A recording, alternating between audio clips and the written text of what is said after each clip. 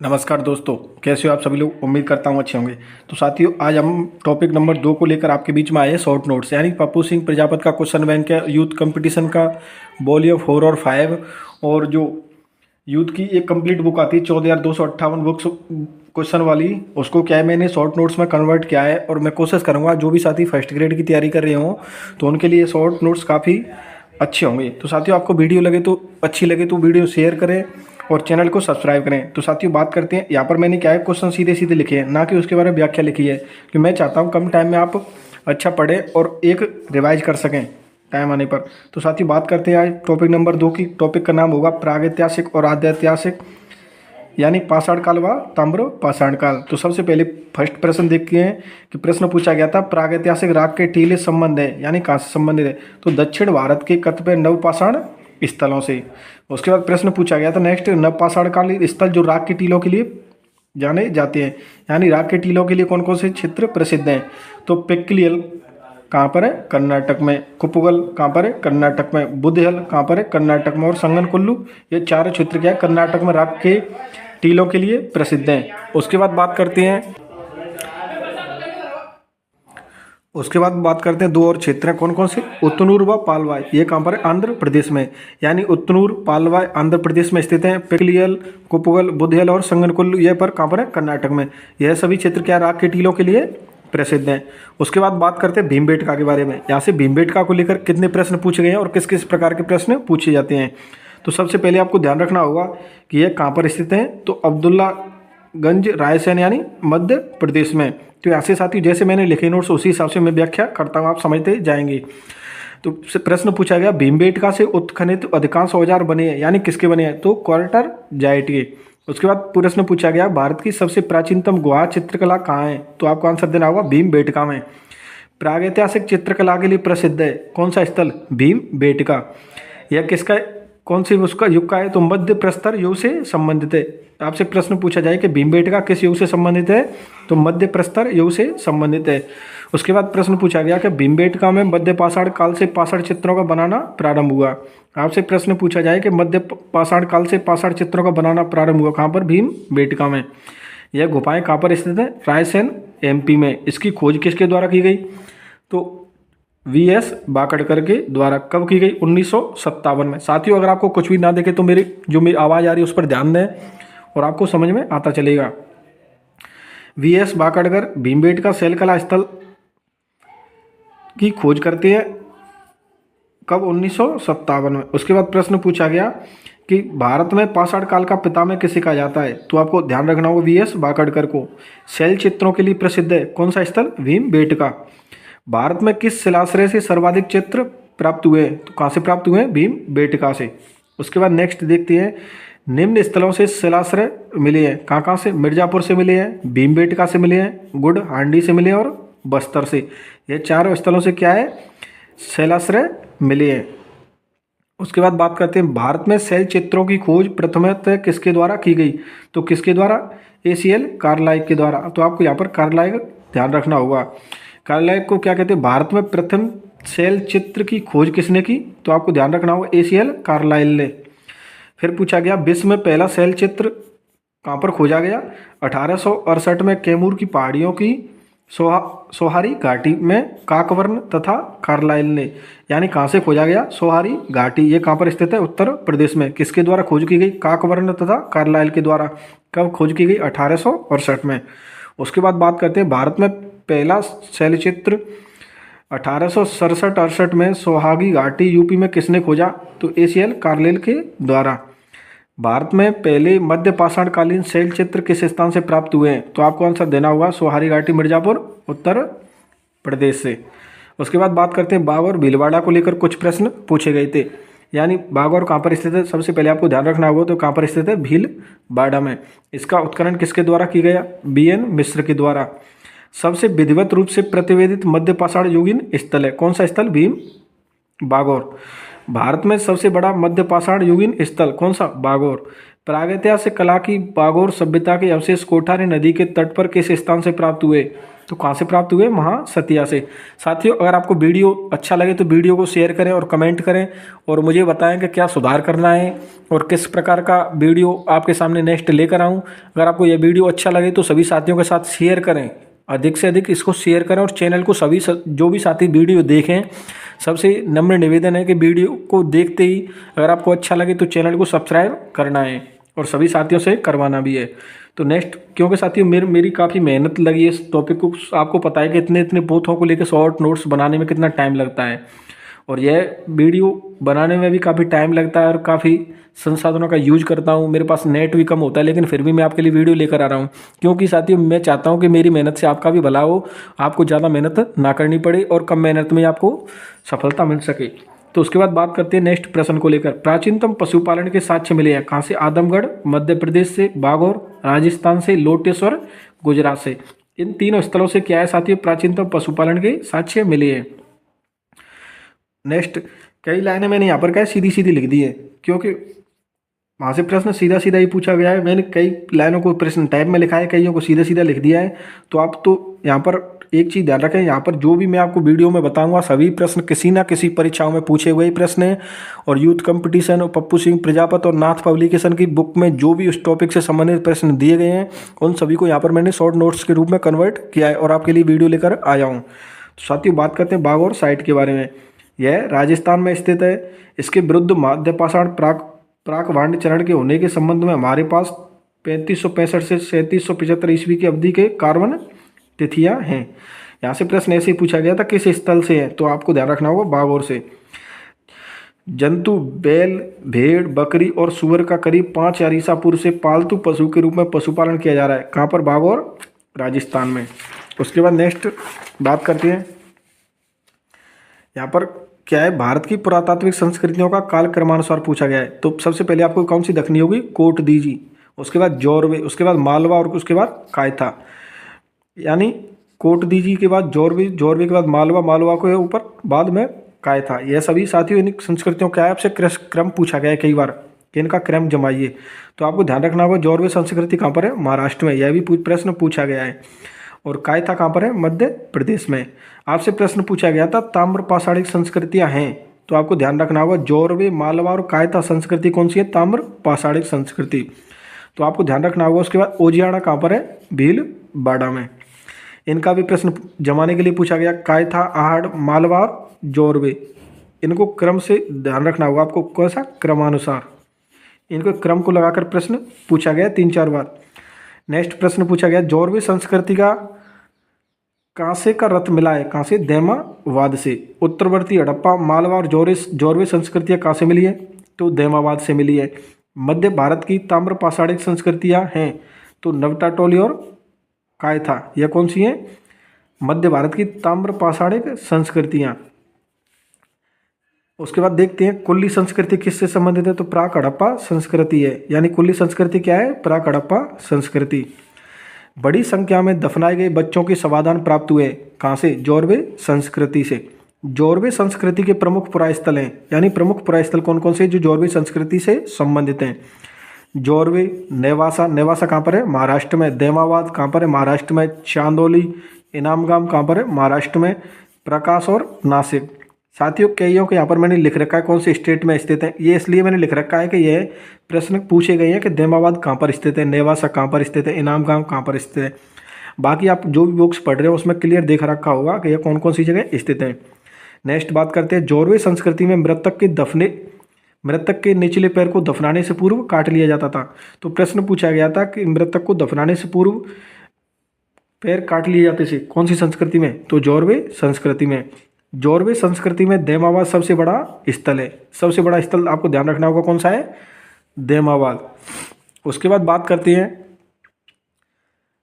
मालवा संस्कृति के प्रमुख स्थल कौन कौन से हैं, यानी मालवा संस्कृति के। तो एरड़, नागदा, मालवा, कायथा मध्य प्रदेश, माहेश्वर, नवटाटोली मध्य प्रदेश। यहाँ पर मैंने क्वेश्चन मार्क लगा रखा है, तो यहाँ पर मैंने लिख नहीं पाया कि माहेश्वर कहाँ पर स्थित है। तो ये आपको देखना होगा कि माहेश्वर कौन से राज्य में स्थित है। प्रवरा, गोदावरी घाटी जोरवे संस्कृति की मूल क्षेत्र थी, यानी प्रवरा और गोदावरी घाटी जोरवे संस्कृति का मूल क्षेत्र थी। आपसे प्रश्न पूछा गया था कि जौरवी संस्कृति का मूल क्षेत्र थी, ऑप्शन दिए गए थे 4, उसमें आंसर राइट आंसर क्या था, प्रवरा गोदावरी घाटी। उसके बाद बात करते हैं मालवा संस्कृति में सबसे बड़ी ताम्र नदी कहाँ से प्राप्त हुई है, तो गुनेरिया मध्य प्रदेश से। यानी मालवा संस्कृति में सबसे बड़ी ताम्र नदी कहाँ से प्राप्त हुई है, तो आपको ध्यान रखना होगा गुनेरिया मध्य प्रदेश से। कायथा पुरास्थल किस नदी पर स्थित है, तो कहाँ पर स्थित है, छोटी कालीसिंध नदी पर। उसके बाद बात करते हैं कि कौन सी प्राचीन भारतीय सभ्यता रंगीन ग्रेवियर संस्कृति से पहचानी जाती है, तो कौन सी पहचानी जाती है, उत्तर वैदिक। उसके बाद बात करते हैं दैमाबाद में प्रतीकात्मक दफनाए जाने का पुरातात्विक साक्ष्य मिलता है। यानी आपसे प्रश्न पूछा गया था प्रतीकात्मक दफनाए जाने का पुरातात्विक साक्ष्य मिलता है कहाँ से, दैमाबाद से। रोजदी कहाँ पर स्थित है, गुजरात में। ताम्र पाषाणिक संस्कृति नहीं है, क्योंकि यहाँ पर मैंने आपको बताया ऊपर की ताम्र पाषाणिक संस्कृति कौन कौन सी है, तो इसकी रोजदी को भी दिया हुआ था, तो आपको ध्यान रखना है कि यह ताम्र पाषाणिक संस्कृति नहीं है। उसके बाद बात करते हैं सावलदा। ताम्र पाषाणिक संस्कृति से संबंधित पुरास्थल है, किससे, ताम्र पाषाणिक संस्कृति से। कौन था, सावलदा। उसके बाद बात करते हैं पुरास्थल महापाषाणिक संस्कृति से संबंधित है, येलू स्वरूप और आदि चनुलू। कौन सी संबंधित है, महापाषाणिक से। ब्रह्मगिरी, चंद्रगिरी, उतनूर, यह भी कौन से संबंधित है, महापाषाणिक संस्कृति से संबंधित पुरास्थल है। उसके बाद बात करते हैं भारतीय महापाषाणिक संस्कृति निम्न संबंधित है। लोहे के औजार और उपकरण कौन से संबंधित है, महापाषाणिक संस्कृति से। घोड़े, सरकोफेगी और डोलमेन। डोलमेन क्या है, महापाषाण समाधि का क्या है, प्रकार। कौन सा, डोलमेन। गंगा घाटी की नरहन संस्कृति से संबंधित है, यानी किससे, ताम्र पाषाणिक से। उसके बाद बात करते हैं नेक्स्ट क्वेश्चन के बारे में। महाराष्ट्र की ताम्र पाषाणिक संस्कृति पर प्रकाश डालने वाला पुरास्थल है, कौन सा, इनाम गांव, मध्य प्रदेश। ताम्र पाषाणिक संस्कृति पर प्रकाश डालने वाला पुरास्थल आपको ध्यान रखना होगा, कौन सा, इनाम गांव, मध्य प्रदेश। अब इनाम गांव से संबंधित 2 प्रश्न पूछे गए थे। ताम्र पाषाण काल वृत्ताकार गर्त ग्रहों की प्राप्ति हुई है, कहाँ से, इनाम गांव से। वृत्ताकार गर्त ग्रहों की प्राप्ति कहाँ से हुई है, इनाम गांव से। जौरवी संस्कृति के स्थलों में अधिवास विन्यास का सबसे अच्छा प्रमाण मिला है, अधिवास विन्यास का सबसे अच्छा प्रमाण कहाँ से मिला है, इनाम गांव से। उसके बाद बात करते हैं सोथी संस्कृति का संबंध प्राक हड़प्पा से है, जिसकी खोज किसके द्वारा की गई, अमलानंद घोष के द्वारा। यानी सोथी संस्कृति का संबंध किससे, तो आपको ध्यान रखना होगा प्राक हड़प्पा से, और खोज किसके द्वारा की गई, अमलानंद घोष के द्वारा।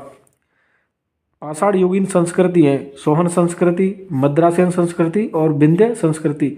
यह तीनों संस्कृति कैसी है, पाषाण युगीन संस्कृति है।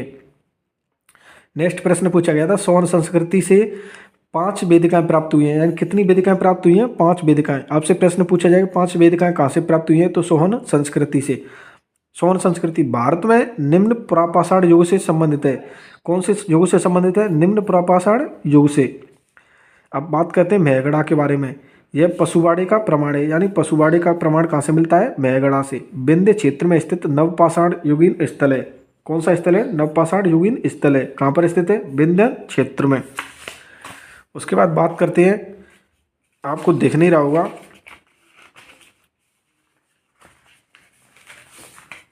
यह साथियों मेहरगढ़ के बारे में बात करेंगे अपन। अब आपको दिख रहा होगा किसके बारे में बात करेंगे, मेहरगढ़ के बारे में।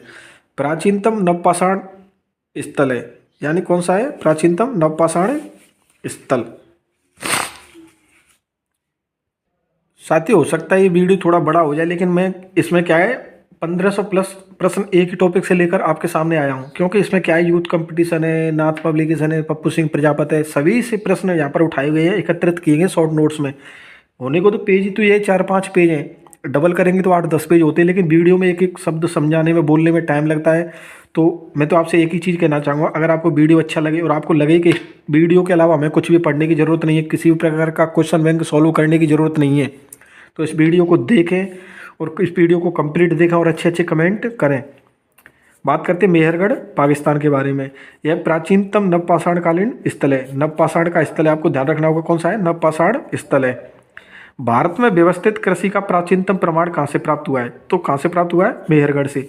कृषि के प्रमाण कहाँ से प्राप्त हुए हैं, मेहरगढ़ से। कौन कौन सी मिले यहाँ पर फसल, गेहूँ, जौ, खजूर और कपास। कौन कौन से मिले, गेहूँ, जौ, खजूर और कपास। भारत की सबसे पुरानी कृषि बस्ती के रूप में जाना जाता है, कृषि बस्ती के रूप में किसको? मेहरगढ़ को। भारत में कृषि के प्राचीनतम उल्लेख है कहाँ पर? मेहरगढ़ में। पाकिस्तान में प्राचीनतम नवपाषाण युगीन परास्थल है जो बोलन नदी घाटी में, यहाँ पर कहाँ पर स्थित है? यह बोलन नदी घाटी में पाकिस्तान में स्थित है मेहरगढ़ स्थल। भारत में पशुपालन एवं कृषि के नवीनतम साक्ष्य प्राप्त हुए कहाँ से? मेहरगढ़ पाकिस्तान से। यहाँ से प्राचीनतम स्थायी जीवन के साक्ष्य प्रमाण मिले हैं कहाँ से? मेहरगढ़ से। मेहरगढ़ से पाषाण संस्कृति से लेकर हड़प्पा तक की सांस्कृतिक अवशेष प्राप्त हुए, यानी पाषाण संस्कृति से लेकर हड़प्पा तक की सांस्कृतिक अवशेष कहाँ से प्राप्त हुए? मेहरगढ़ से। उसके बाद बात करते हैं भारतीय उपमहाद्वीप के किस नवपाषाण कालीन स्थल से फसल उत्पादन का प्राचीनतम साक्ष्य मिला है? तो कहाँ से प्राप्त हुआ है? मेहरगढ़ से। यह कई लाइन रिपीट हो रही है लेकिन मैंने क्या है नोट्स कन्वर्ट किए हैं तो थोड़ा ये सही नहीं कर पाई है और कई लाइनें रिपीट होने का काम कर रही हैं। रिवाइज होने से आपको कोई फ़र्क ही नहीं पड़ेगा क्योंकि आपके लिए तो ये अच्छा, एक लाइन दो बार आएगी तो आपको याद भी हो जाएगी। बात करते हैं किस स्थल से घुमंतु और आखिर जीवी अवस्था से पशुपालन और कृषि के संक्रमण के प्राचीनतम प्रमाण प्राप्त हुए हैं? कहाँ से? मेहरगढ़ से। मानव द्वारा सर्वप्रथम प्रयुक्त अनाज था कौन सा? जौ। दक्षिण एशिया में कहाँ पर प्राचीनतम गेहूं जौ की खेती के प्रमाण मिले हैं? कहाँ से? बलूचिस्तान से। मानव द्वारा सर्वप्रथम प्रयुक्त अनाज तक कौन सा? जौ। यानी साथी यह लाइन यहाँ पे लिखी है, यहाँ पर भी रिपीट हुई है लेकिन यह क्या है मैंने दो बार लिख दी तो इसको मैं काट देता हूँ और आपको तो अच्छा है कि दो बार आएगा तो आपको याद भी हो जाएगा। बात करते हैं आहड़ उदयपुर के बारे में। आहड़वासी तवा गलाना जानते से, आपसे इस आहड़ देकर आपको इसके बारे में 3-4 लाइनें पूछी गई थी, निम्न में से कौन सा सही है और कौन सा सही नहीं है? तो इसमें सही कथन कौन सा था? यह आहड़ से परिचित थे और यहाँ पर आहड़ गलाने की कई भट्टियाँ प्राप्त हुई हैं। यह कौन से काल से संबंधित है? तो ताम्रपाषाण कालीन स्थल है। चावल व बाजरा आहड़ संस्कृति के प्रमुख खाद्यान्न थे। कौन सी? चावल और बाजरा। चावल के दानों के अवशेष प्राप्त हुए हैं तो कहाँ से? आहड़ से, क्योंकि इनकी प्रमुख खाद्यान्न फसलें कौन कौन सी थी? चावल और बाजरा। तो चावल के दानों के अवशेष कहाँ से प्राप्त हुए? आहड़ उदयपुर से। धातु का काम आहड़ वासियों की अर्थव्यवस्था का एक साधन था। या आहड़ से काले रंग के मृदवांड मिले हैं जिन पर सामान्यतः सफेद रंग से ज्यामितीय आकृति उकेरी गई है। बात करते हैं गिलुंड राजसमंद के बारे में। यह किस नदी के किनारे स्थित है? तो बनास नदी के किनारे। किस ताम्रपाषाण स्थल से पक्की ईंटों के प्रयोग के संकेत मिले हैं? तो कहाँ से मिले हैं? गिलुंड राजसमंद से। उसके बाद बात करते हैं गणेश्वर सीकर के बारे में। यह कौन से युग से संबंधित? ताम्रपाषाण युगीन स्थल है। कौन सा स्थल प्राक हड़प्पा ताम्रपाषाण स्थल है? तो आपको ध्यान रखना होगा कौन सा है? गणेश्वर। ताम्र कलाकृतियाँ, दोहरी पेचदार सिरेवारी ताम्र बाणाग्र यानी तीर, मछली पकड़ने का कांटा कहाँ से मिला हुआ है? गणेश्वर से। उसके बाद बात करते हैं बालाथल उदयपुर के बारे में। यह कहाँ पर स्थित है? उदयपुर में। इसकी खोज किसके द्वारा की गई? BN मिश्र के द्वारा। आहड़ संस्कृति से संबंधित स्थल है कौन सा? बालाथल। उसके बाद बात करते हैं मेहदा के बारे में। किस मध्य पाषाणिक स्थल से हड्डी के बने आभूषण प्राप्त हुए? तो कहाँ से प्राप्त हुए हैं? मेहदा से। बूछड़ खाने से संबंधित, यानी बूछड़ खाने के साक्ष्य कहाँ से मिले हैं? मेहदा से। बूछड़ खाने क्षेत्र का साक्ष्य कहाँ से प्राप्त हुआ है? मेहदा से। मेहदा से आभूषणों से युक्त मध्य पाषाणिक मानव समाधियाँ प्राप्त हुई हैं, यानी आभूषणों से युक्त मानव समाधियाँ कहाँ से प्राप्त हुए हैं? मेहदा से। बात करते हैं दमदमा के बारे में। दमदमा से एक ही कब्र में 3 कंकाल निकाले हैं, यानी एक ही कब्र से 3 कंकाल के साक्ष्य कहाँ से प्राप्त हुए? दमदमा से। मध्य पाषाण परास्थल दमदमा के पशुओं की हड्डियों का अध्ययन किसके द्वारा किया गया? तो आपको यहाँ से ध्यान रखना होगा PK थॉमस और PP जोगलेकर के द्वारा। यहाँ से किसके द्वारा अध्ययन किया गया? PK थॉमस और PP जोगलेकर के द्वारा। हाथी दांत की लटकन प्राप्त हुई है कहाँ से? दमदमा से। साथियों इसके बाद बात करती है नेक्स्ट मैथोलिक युग के बारे में कि मैथोलिक युग से संबंधित कौन कौन से प्रश्न पूछे गए। तो साथियों यह वीडियो ज़्यादा बड़ा हो जाएगा तो हम इसके क्या है नेक्स्ट वीडियो में लेकर आता हूँ। इस टॉपिक की कम से कम मुझे 3 वीडियो बनानी पड़ेंगी। 3 वीडियो में ये होगा कि कम से कम 20-20 मिनट की 3 वीडियो बना दूंगा तो 1 घंटे में चैप्टर कंप्लीट हो जाएगा। अगर मैं 60 मिनट की वीडियो रिकॉर्ड करूँगा तो उसे अपलोड करने में दिक्कत आती है। तो साथियों नेक्स्ट वीडियो का इंतजार करें। नेक्स्ट वीडियो तो आपको तुरंत ही मिल जाएगी। इस वीडियो को बार बार देखें और अगर वीडियो अच्छा लगे तो कमेंट करें और चैनल को शेयर करें, सब्सक्राइब करें। थैंक यू साथियों, मिलते हैं नेक्स्ट वीडियो में। दोस्तों आप सभी का DSK हिस्ट्री यूट्यूब चैनल पर हार्दिक स्वागत है। तो साथियों बात करते हैं इतिहास के बारे में, यानी इतिहास के शॉर्ट नोट्स टॉपिक वाइज के बारे में। तो अपन ने इस टॉपिक के बारे में पहला वीडियो देख लिया है, यानी टॉपिक का नाम है प्रागैतिहासिक और आदिऐतिहासिक, पाषाण काल व ताम्र पाषाण काल। तो यह टॉपिक थोड़ा बड़ा भी है और इसके क्वेश्चन भी काफ़ी पूछे गए विगत परीक्षाओं में। तो इसमें क्या है, मैंने एक वीडियो बनाया है 20 मिनट के करीब, पहले वाला वीडियो। अब उसमें मैंने क्या है कवर किया है, और मैं सोच रहा हूँ कि इसको एक वीडियो में या 2 वीडियो में टॉपिक को क्लियर कर दूँ। तो साथियों, उम्मीद है आपको पहला वीडियो अच्छा लगा होगा। उसके बाद बात करते हैं नेक्स्ट सेकंड वीडियो की, यानी सेकंड क्लास की। इस टॉपिक के बारे में आज अपनी सेकंड क्लास होगी। और साथियों, ज़्यादा बात ना करते हुए टॉपिक स्टार्ट करते हैं, देखते हैं किस किस प्रकार के प्रश्न पूछे गए। तो प्रश्न पूछा गया था, ताम्र संचय का संबंध है तो किससे? गैरुवर्डी मृदभांड से।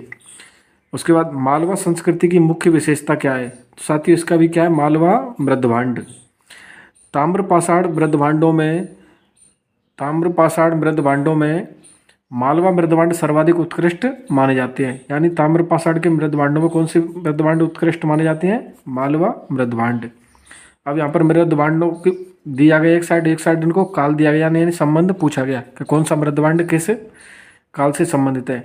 तो यहाँ पर मैंने क्या है ऑलरेडी मिलाकर लिख रखे हैं। गैरिक मृदभांड किस काल से संबंधित है? आरंभिक वैदिक काल से। उसके बाद बात करते हैं उत्तरी कालीन चमकीले मृदभांड किससे? द्वितीय नगरी क्रांति से संबंधित है। बात करते हैं कृष्ण लोहित मृदभांड। तो साथियों कि यह किसी विशिष्ट काल से संबंध नहीं है। चित्र दूसर मृदभांड, यह उत्तर वैदिक काल से संबंधित है। साथियों, यह मृदभांड मिलाने को देकर क्वेश्चन पूछा गया था। और उसके बाद नेक्स्ट बात करते हैं नेक्स्ट प्रश्न के बारे में। गैरिक मृदभांड पात्र यानी ओसीपी का नामकरण हुआ कहाँ पर? हस्तिनापुर में। तो साथियों, अपन क्या है शॉर्ट नोट्स के माध्यम से इतिहास की जो भी फर्स्ट ग्रेड को लेकर क्लास लेकर आ रहे हैं। और अगर आपको वीडियो अच्छा लगे तो चैनल को सब्सक्राइब करें और सभी साथियों का साथ शेयर करें। और इसमें से अगर कोई भी बात आपको गलत लगे या कोई भी प्रश्न गलत लगे तो मेरे को कमेंट करके अपना सुझाव दें और कमेंट करके मेरा हौसला बढ़ाएं। तो साथियों, बात करते हैं नेक्स्ट। चित्रित दूसर मृदभांड संस्कृति का संबंध है किससे? लोह युग से। ताम्र पाषाण काल पाषाण युग या चलकोलिथिक अर्थशास्त्र था, कैसा था? ग्रामीण।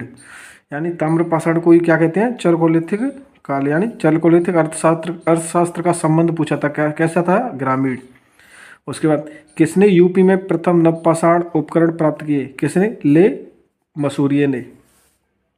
उसके बाद बात करते हैं उपकरणों की खोज तथा नियोलिथिक युग में उनके क्रियान्वयन की जानकारी देने वाला रहे, कौन थे? ले मसूरियो, यानी ले मसूरियो। ये दोनों नाम मिलते हैं इनकी, ले मेजुरायर या ले मसूरियो, एक ही व्यक्ति था। बात करते हैं प्राचीन काल के उपकरण परंपरा से जुड़ा है, यानी उपकरण परंपरा से जुड़ा है प्राचीन काल से। कौन कौन सा? मोस्टेरियन, एचुलियन, ओल्डोवान। यह क्या है? प्राचीन भारत की उपकरण परंपरा से जुड़े हुए थे। जबकि जुड़ा हुआ कौन नहीं था? तो यह शब्द 4 दे रखे थे, इनमें से यह नहीं था, ग्रेसियन। उसके बाद बात करते हैं नेक्स्ट, लेवा तकनीक द्वारा बनाए गए फलक उपकरण किस भूगर्भीय युग की विशेषताएं? तो यह किसकी विशेषताएं? मध्य प्लीस्टोसिन की विशेषताएं। हस्तपरशु आकार के उपकरण हैं, कौन कौन से? फ्लैग, चॉपर और बोरर। यह कैसे हैं? परशु आकार के उपकरण। बात करते हैं लघु पाषाण उपकरण मध्य पाषाणकालीन उप संस्कृति के प्रमुख उद्योग हैं, यानी मध्य पाषाणकालीन संस्कृति के प्रमुख उद्योग क्या है? लघु पाषाण उपकरण।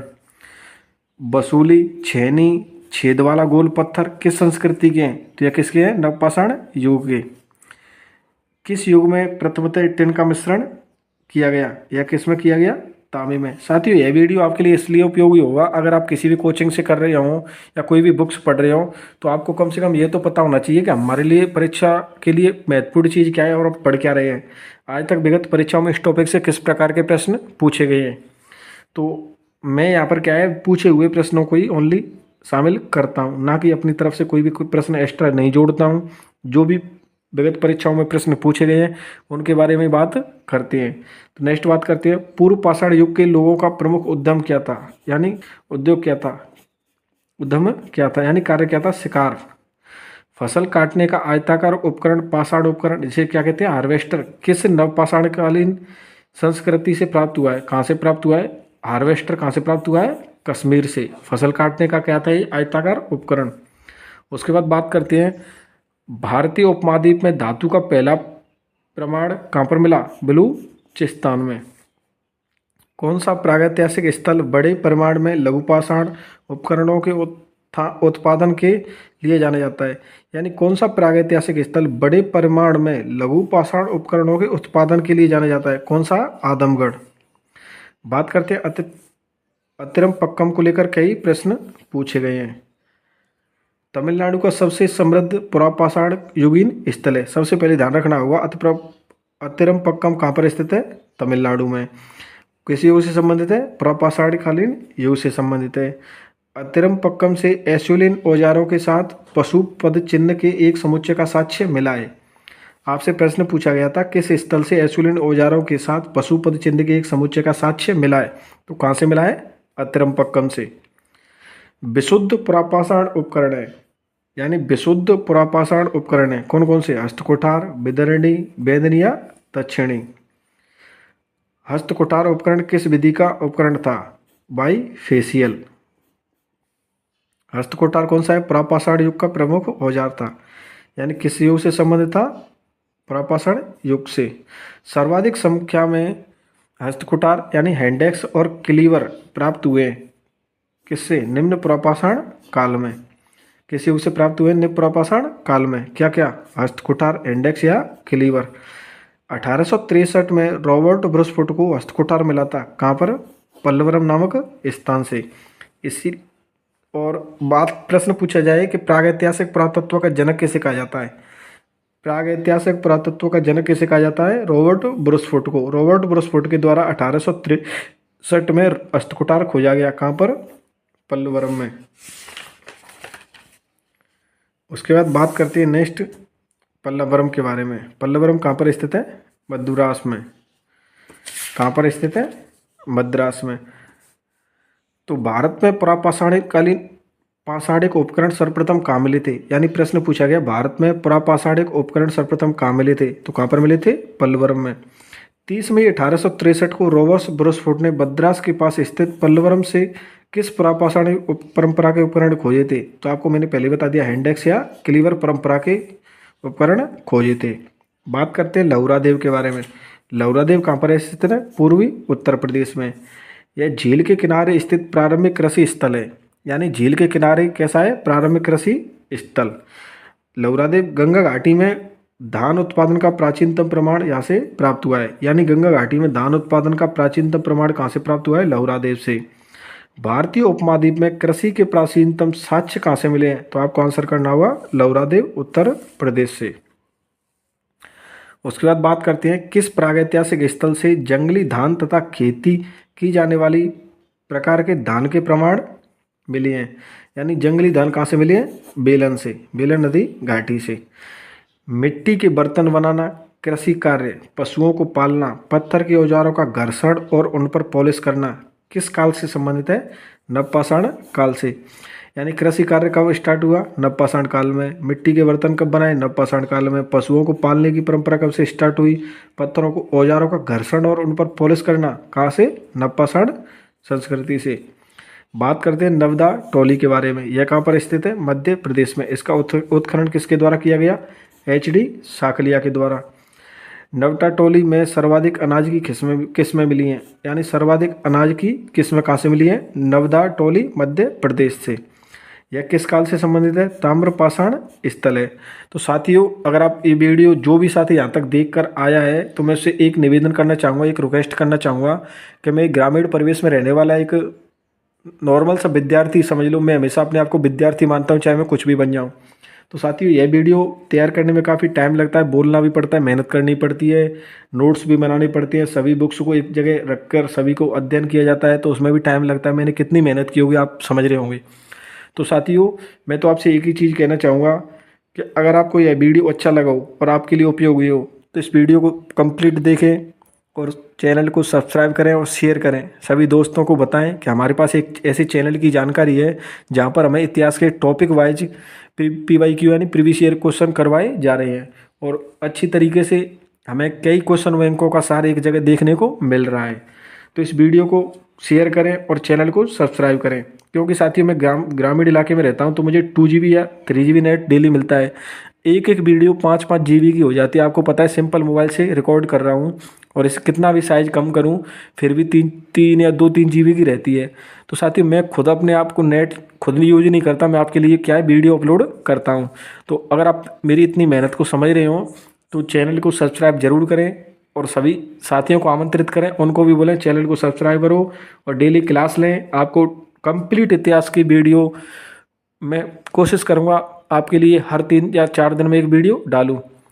तो कोशिश करूँगा कि कंप्लीट कराऊँगा आपको इतिहास यहाँ पर PYQ। तो साथियों बात करते हैं भरतपुर पुरातात्विक स्थल के बारे में। उम्मीद है आप मेरी मदद करोगे। तो यह कहाँ पर स्थित है? यह पश्चिमी बंगाल में स्थित है। कालावधि फर्स्ट में मछली पकड़ने, शिकार करने और कृषि के साक्ष्य मिले हैं। कहाँ से? भरतपुर पश्चिमी बंगाल से। कालावधि सेकंड में लोहे और उत्तरी काले चमकदार मृदुवांड के साक्ष्य मिले हैं। कहाँ से? भरतपुर पश्चिमी बंगाल से। तो यह साथियों क्या है, नेट जारी में पूछा हुआ प्रश्न है। बात करते हैं यहाँ के बारे में। इनका क्रम लगाने को पूछा गया था। खड़ा मानव, बुद्धिमान मानव, नियंडरथल मानव, अति बुद्धिमान मानव।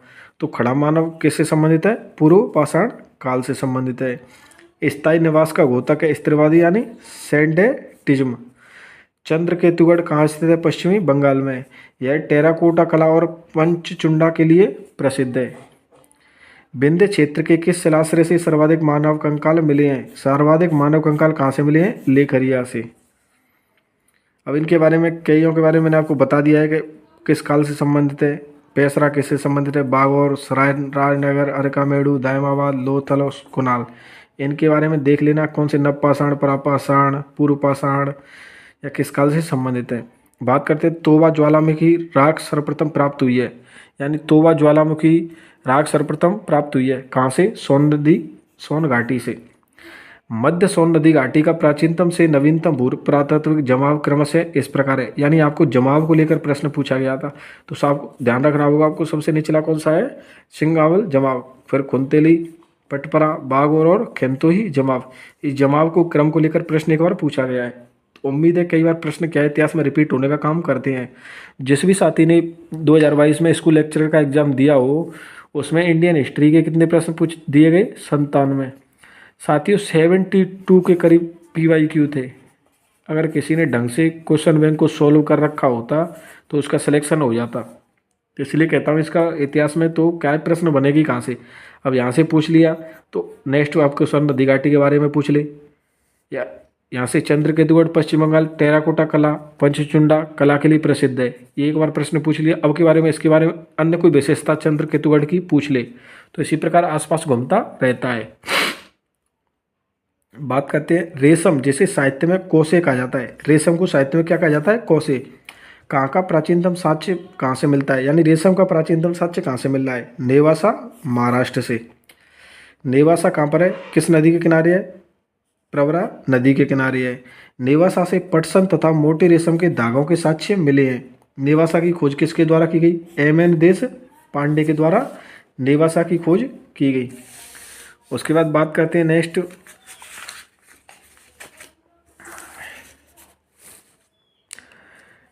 किसके बारे में बात करते हैं? क्रम के बारे में। क्रम लगाने को पूछा गया था। पुरापाषाण युग, मध्यपाषाण युग, नवपाषाण युग, ताम्र युग। तो यह तो सभी आपको नॉर्मली पता होगा।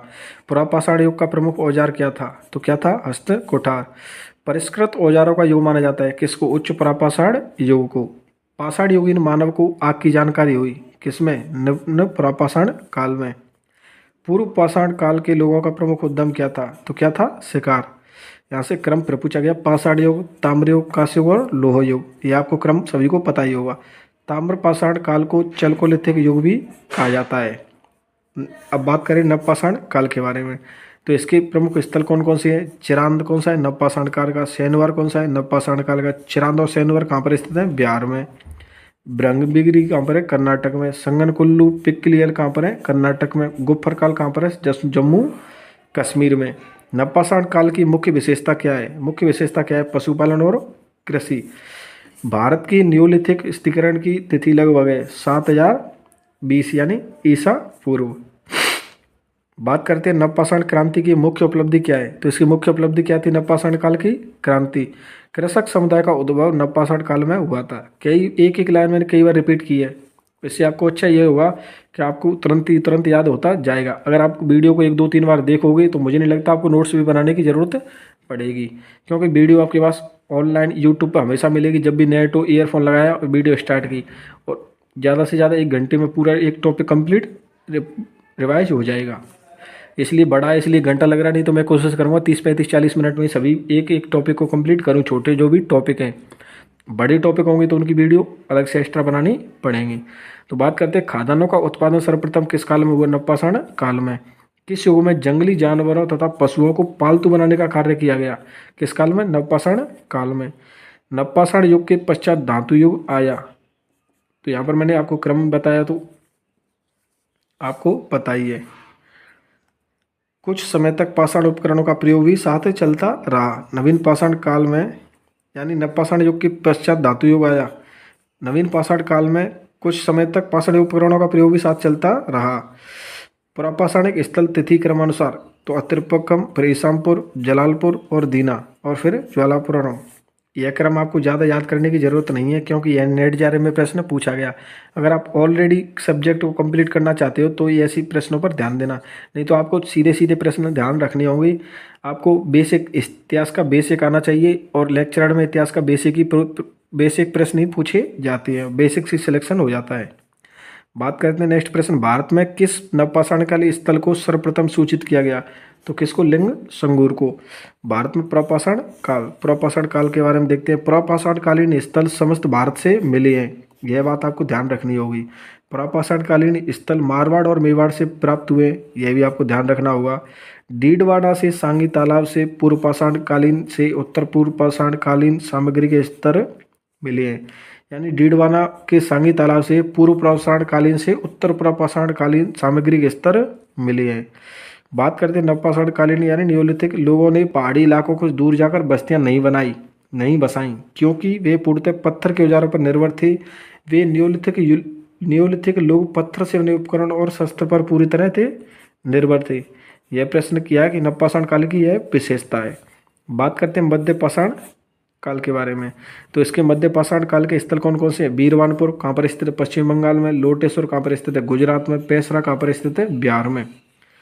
सराय नाहर राय कहाँ पर स्थित है? यूपी में। चौपासनी मांडू कहाँ पर स्थित है? यानी मध्य पाषाण कालीन स्थल चौपानी मांडू कहाँ स्थित है?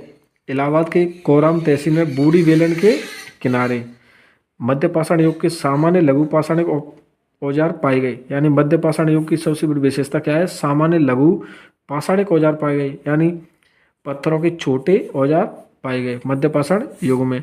बागौर, लंगनाज तथा भीमबेटका कुछ महत्वपूर्ण स्थल है। किस काल से? मध्य पाषाण युग के।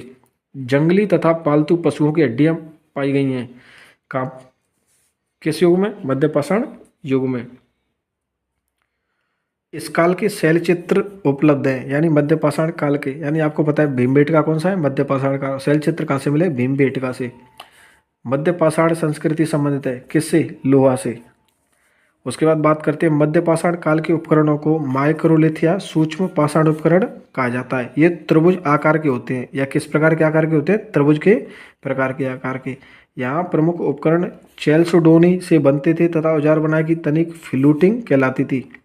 तो मध्य पाषाण युग को क्या कहते हैं? फ्लूटिंग संस्कृति।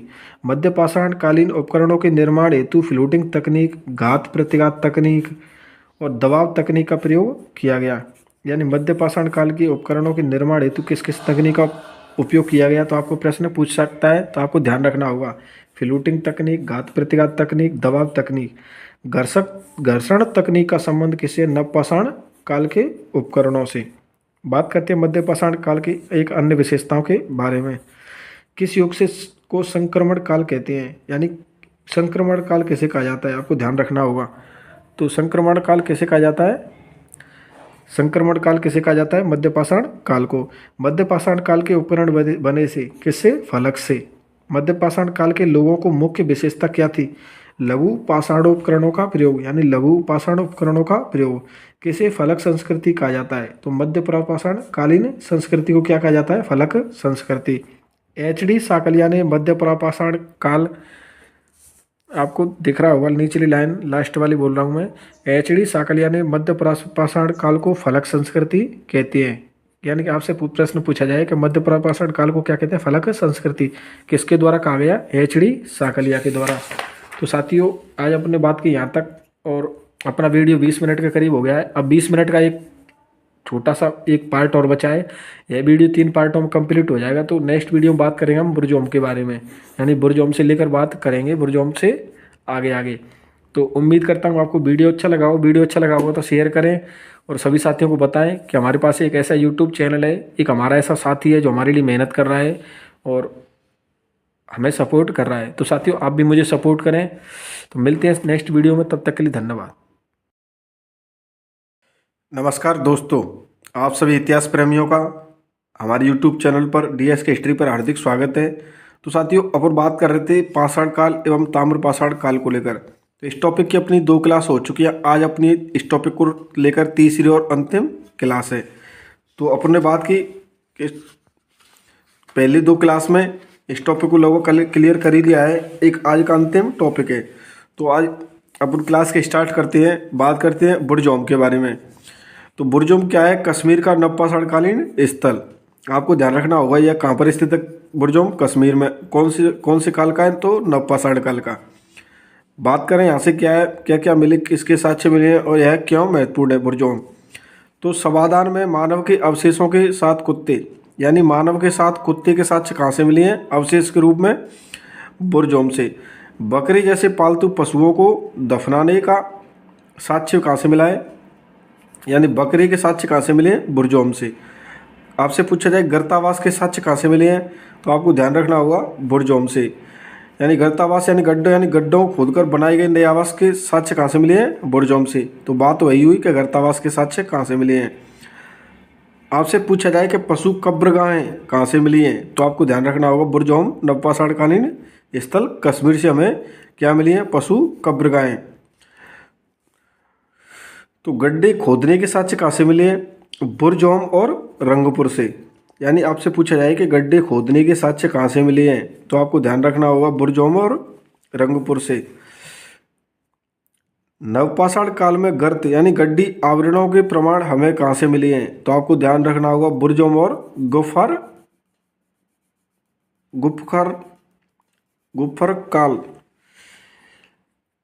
गुफकराल के साक्ष्य कहाँ से मिले हैं।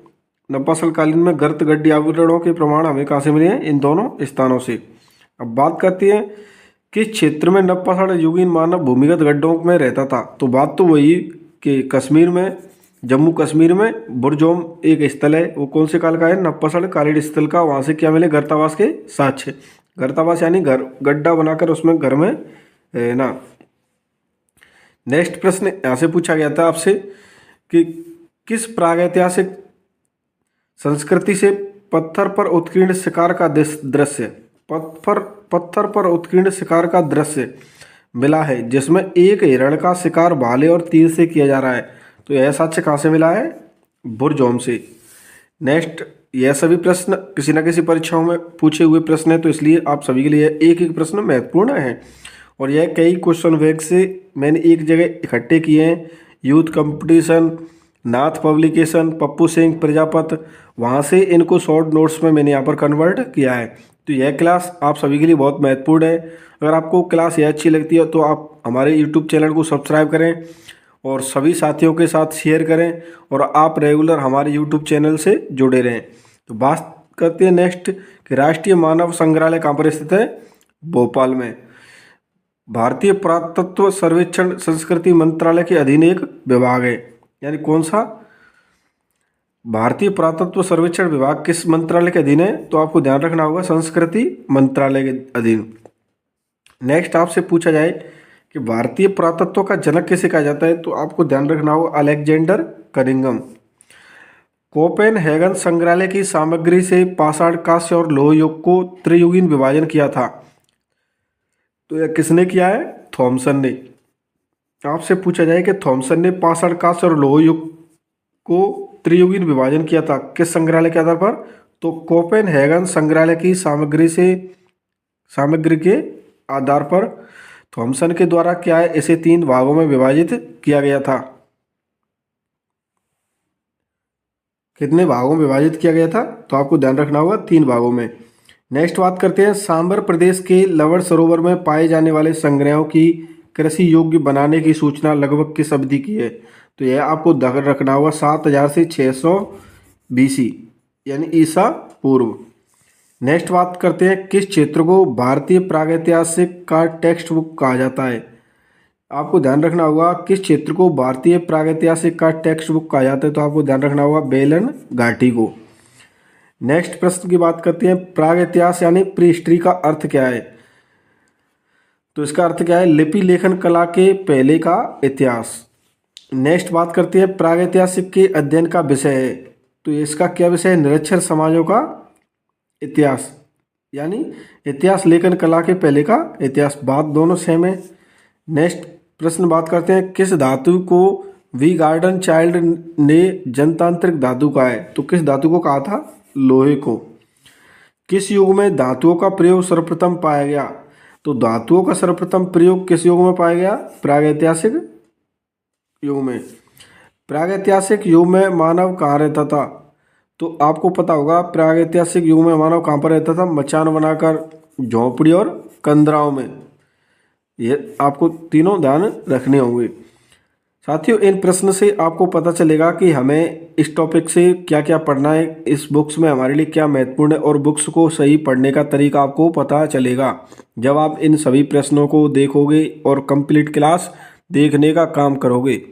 आप सभी से मैं तो एक ही चीज़ बोलना चाहूँगा, अगर आप चाहते हो कि हमें कम टाइम में हमारी अच्छी तैयारी और हम सिलेक्शन की ओर बढ़ें, तो आप इस क्लास से रेगुलर जुड़े रहें। और यहाँ पर क्या है, आपको कई अन्य बुक्स को एक जगह आप इकट्ठा कर कर आपके सामने ही प्रस्तुत किया जा रहा है, और यह जिस प्रकार मेरी तैयारी में काफ़ी मददगार साबित हुआ मैटर, तो मुझे उम्मीद है आपके लिए यह क्लास काफ़ी हेल्पफुल साबित होंगी।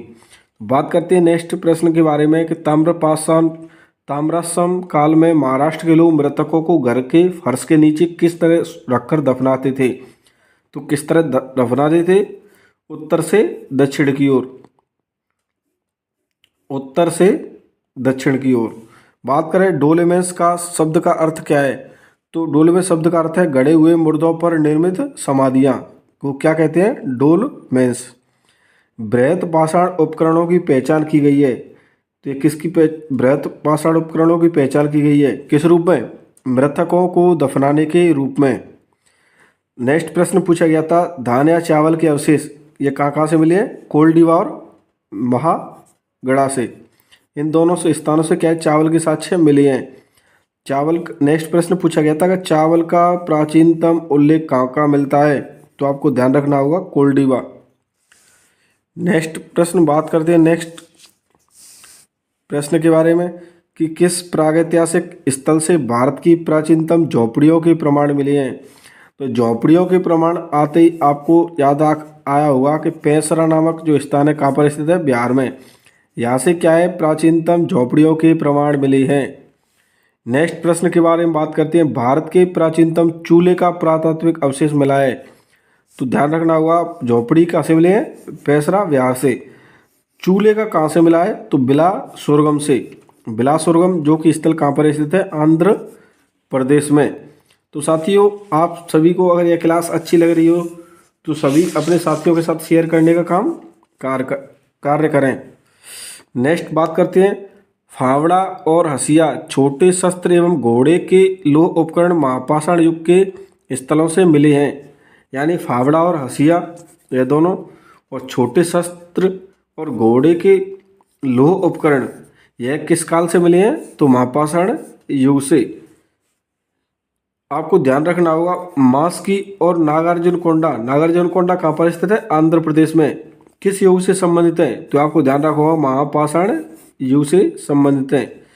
निम्न का संबंध महापाषाण से है, यानी चारागाहवाल, राख के टीले महापाषाण से लोह उपकरण, इन तीनों का संबंध, निम्न का संबंध किससे है, महापाषाण से। निम्न नवपाषाण युग के स्थलों से हड्डियों से बने औजार पाए गए हैं, आपको ध्यान रखना होगा हड्डियों से बने औजार कहाँ से मिले हैं, गुफराल और चिरांद से। चिरांद से बड़ी संख्या में हड्डी के बने औजार एवं हथियार प्राप्त हुए हैं। तो यहाँ मैंने पहले ही प्रश्न में बताया था, हड्डियों से बने औजार कहाँ से मिले हैं? गुप्रकाल और चरांद से। आपको यह सभी क्लियर दिख रहा होगा। जिन साथियों की नोट्स बनाने की मांगने की डिमांड आती है कि आप सर टेलीग्राम बताओ, तो मैं उनको बता देना चाहूँगा, आप अभी रेगुलर हमसे जुड़े रहें। 1 या 1.5 महीने में हमारी स्पेशल इन नोट्स की शॉर्ट नोट्स के रूप में एक शॉर्ट हस्तलिखित नोट्स की एक PDF जारी की जाएगी, जिसका न्यूनतम शुल्क रखा जाएगा और आप सभी को वह कहीं ना किसी न किसी रूप में उपलब्ध करवा दी जाएगी। बात करते हैं नेक्स्ट, किस नियोलिथिक प्रदेश में हड्डियों से बनाए गए उपकरण और औजार अबाधित रूप में दिखाई पड़ने लगते हैं? कहाँ से? बुर्जोम और चिरांद से हड्डियों के उपकरण प्राप्त हुए। कहाँ से? महदहा और सराय नाहर राय। इन दोनों स्थलों से क्या है, एक प्रश्न पूछा गया था, हड्डियों से निर्मित आभूषण भारत में मध्य पाषाण काल के संदर्भ में यहाँ से प्राप्त हुए हैं। यानी इन दोनों स्थलों से जो हड्डियों के उपकरण मिले हैं वो किस काल के हैं? मध्य पाषाण काल के। किस मध्य पाषाणी स्थलों से अच्छी खासी लंबाई वाले अस्थि पंजरों से युक्त शवाधान निकले हैं? तो सबसे पहले आपको ध्यान रखना होगा, यह मध्य पाषाणकालीन स्थल हैं जहाँ से हड्डियों के साक्ष्य मिले हैं। कौन कौन सा? महदहा और सराय नाहर राय। जिस प्रकार यह नोट्स लिखे हैं इसी प्रकार आप वीडियो को स्लो चलाएं और देखते जाएं और नोट्स खुद बनाने का काम करें। थोड़ी मेहनत करें। अगर आप मेहनत करोगे तो आपको भी क्लास अच्छी लगेगी और आपकी तैयारी भी काफ़ी मजबूत होगी। नेक्स्ट बात करते हैं, प्रस्तर उपकरण बनाने का कारखाना कहाँ पर स्थित है? इसामपुर में। नेक्स्ट बात करते हैं, नियमित कृषि का आरंभ कहाँ पर हुआ था? वीरवानपुर में। वीरवानपुर कहाँ पर स्थित है? पश्चिमी बंगाल में। कहाँ पर स्थित है? पश्चिमी बंगाल में। कैलसडोनी जो कि कहाँ स्थित है? चौपानी मांडो। चौपानी मांडो से पूछा गया था कि मध्य पाषाणिक संदर्भ में वन धान्य का प्रमाण कहाँ से मिला था? आप प्रश्न पूछा गया था मध्य पाषाणिक संदर्भ में वन धान्य का प्रमाण कहाँ से मिला था? तो कहाँ से मिला था? चौपानी मांडो से। नेक्स्ट बात करते हैं, तांबे के लिए कौन सा प्रसिद्ध? खेतड़ी झुंझुनू यानी राजस्थान। अरकामेडू कहाँ पर स्थित है? अरकामेडू क्या था? बंदरगाह। ताम्रलिप्ति बंगाल में स्थित था। कार्नेलियन वीड हड़प्पा में। यह सभी प्रश्न मिलाने के लिए पूछे गए थे, मैंने सीधे ये क्या डायरेक्ट मिलाकर लिख दिए। नेक्स्ट प्रश्न पूछा गया था, पशुचारी जीवन शैली से सुव्यवस्थित रूप में परिवर्तन से संबंधित प्रस्तुत करने वाला प्राचीनतम और सुप्रलिखित स्थल कहाँ स्थित है? तो कहाँ स्थित है? बोलन घाटी में। ताम्र नदियाँ आर्यों का कर्तव्य है, यह कथन किसने कहा था? यह कथन कहा था H. गेल्डर नामक इतिहासकार ने। यानी H. गेल्डर का कथन था कि ताम्र नदियाँ आर्यों का कर्तव्य हैं। अब बात करते हैं नेक्स्ट, घोड़े होने के प्रमाण कहाँ से मिले हैं? गलियाई, पिराक और इनाम गांव से। गलियाई, पिराक और इनाम गांव से क्या है? घोड़े होने के प्रमाण मिले हैं। यह तीनों डेट आपको ध्यान ना रखें, इन तीनों स्थलों के नाम आपको ध्यान रखने होंगे। अब बात करते हैं नेक्स्ट, प्रापाषाणिक कालीन उपकरणों में हस्तकुठार, बिदरनी, खुरचनी, एस्यूलियन तकनीक से बनाए जाते थे। यानी प्रापाषाण काल में उपकरण कौन कौन सी तकनीक से बनाए थे? हस्तकुठार यानी हाथों से, बिदरनी खुरचनी खुरचकर, एस्यूलियन थोड़े घिसकर। इन तीनों तकनीकों से क्या है? प्रापाषाण कालीन उपकरणों का निर्माण किया जाता था। चिरकी नेवासा जो कि कहाँ स्थित है? महाराष्ट्र में। तथा होसंगी कहाँ पर स्थित है? कर्नाटक। इन दोनों स्थलों से एस्यूलियन औजार प्राप्त हुए हैं। यानी एस्यूलियन औजार प्राप्त हुए हैं कहाँ से? चिरकी नेवासा महाराष्ट्र और होसंगी कर्नाटक। इनसे क्या हुआ है? एस्यूलियन औजार प्राप्त हुए हैं। अब बात करते हैं, चिरकी नेवासा से निम्न प्रापाषाण काल की प्राचीनतम तिथि ज्ञात हुई है।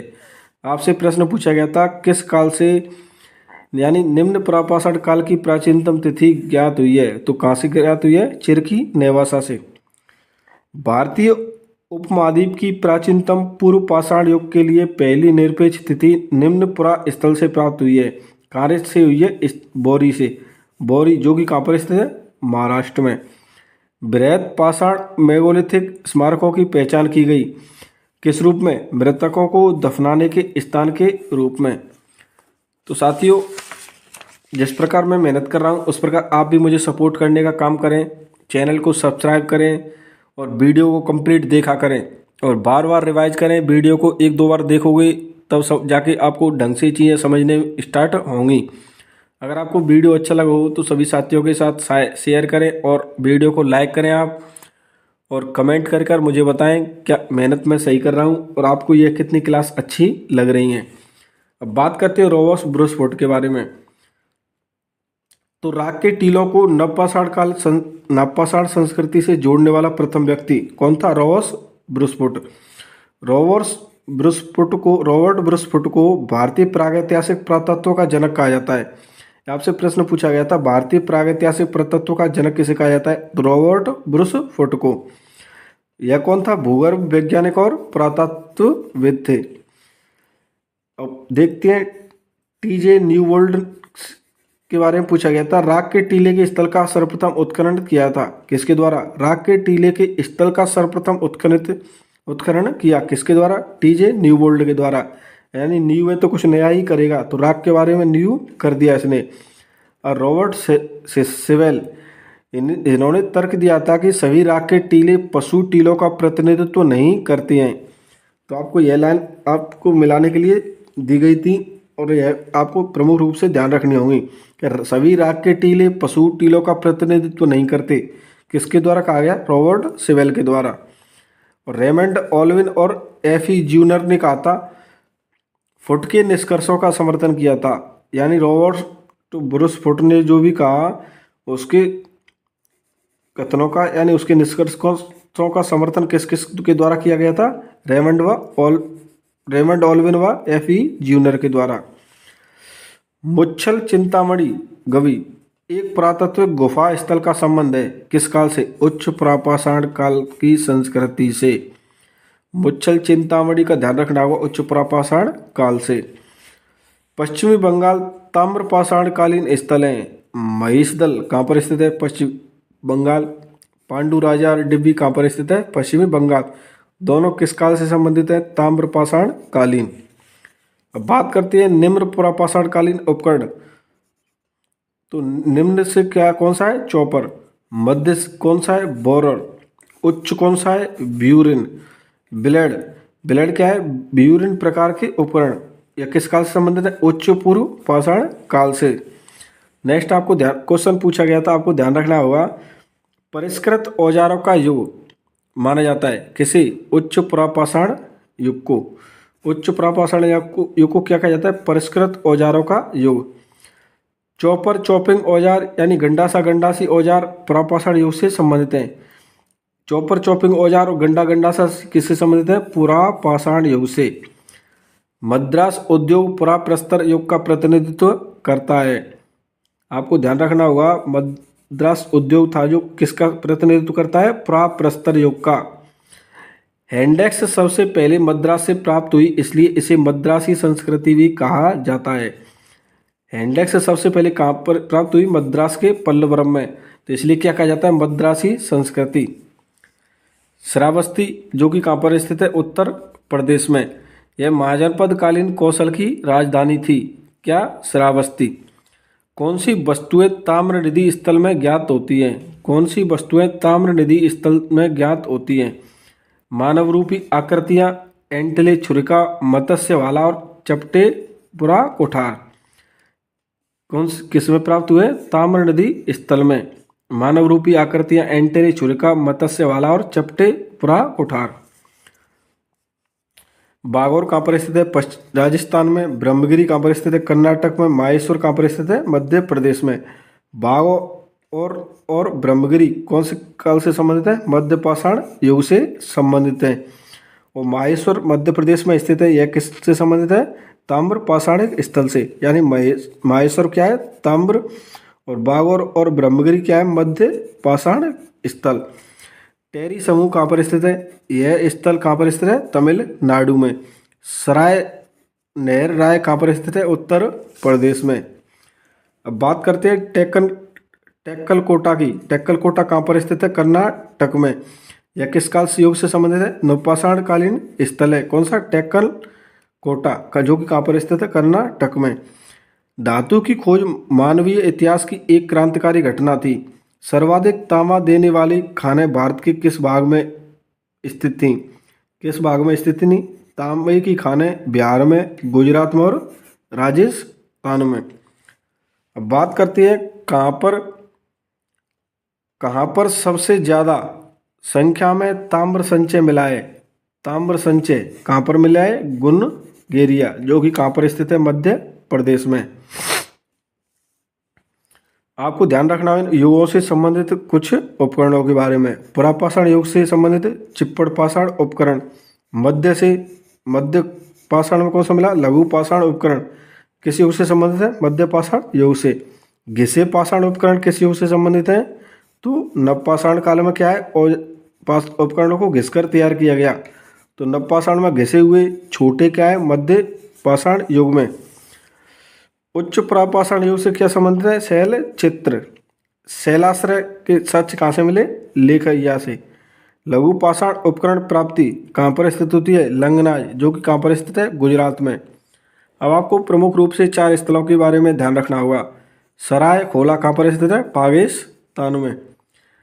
तरखान वाला डेरा कहाँ पर स्थित है? राजस्थान में। कुनाल कहाँ पर स्थित है? हरियाणा में। शिकारपुर कहाँ पर स्थित है? गुजरात में। तो साथियों आज अपने इस टॉपिक का क्या है? एंड कर लिया है, पाषाण काल व ताम्र पाषाण काल का। तो आज अपन का यह टॉपिक कंप्लीट हो चुका है। तो साथियों उम्मीद करता हूँ आपको यह वीडियो काफ़ी अच्छे समझ में आ रही होंगी और आपको यह सभी मैटर कई ऑब्जेक्टिव बुक का दिया जा रहा है, यानी कई ऑब्जेक्टिव बुक्स के शॉर्ट नोट्स यहाँ पर कन्वर्ट करके आपको क्लास उपलब्ध करवा दी जा रही है। जितने भी साथी फर्स्ट ग्रेड की तैयारी, यूपी पीजीटी, केवीएस, डीएसएसबी यानी इतिहास प्रेमी हैं, कुल मिलाकर मैं आपको कहूँ अगर आप इतिहास प्रेमी हैं तो आप हमारे साथ जुड़े रहें और सभी अपने साथियों को जोड़ें और टारगेट बना लें कि हमें इस टॉपिक से आए हुए प्रश्न देखनी है और उसके बाद बुक्स पढ़ेंगे तो हमें पता चलेगा इस बुक्स से, इस टॉपिक से कौन कौन से अब तक प्रश्न पूछे गए हैं। तो साथियों आज अपने इस टॉपिक कंप्लीट किया, मिलते हैं नेक्स्ट टॉपिक में। अगर आपको वीडियो अच्छा लगा हो तो लाइक करें, कमेंट करें, सभी साथियों के साथ किया शेयर करें और आप चैनल को सब्सक्राइब करें। तो मिलते हैं साथियों नेक्स्ट वीडियो में, तब तक के लिए धन्यवाद।